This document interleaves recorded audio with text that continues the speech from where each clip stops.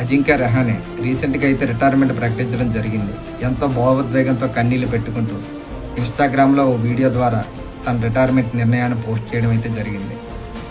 అజింక్య రహానే అంటే భారత జట్టుకు విదేశాల్లో ఒక గట్టి భరోసా లాంటివాడు. Australia, England, New Zealand, South Africa, West Indies అలాగే శ్రీలంక జట్లపై సెంచరీలు బాది టీమిండియా విజయాల్లో కీలక పాత్ర పోషించాడు. అలాగే ఆస్ట్రేలియా గడ్డపై టెస్ట్ సిరీస్ విజయం సాధించిన తొలి భారత కెప్టెన్ కూడా మన అజింక్య రహానేనే.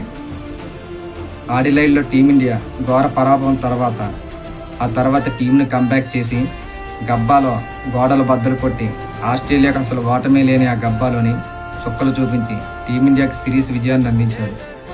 నిశ్శబ్దంగా వచ్చాడు, భారత జట్టుకు అద్భుతమైన విజయాలను అందించాడు.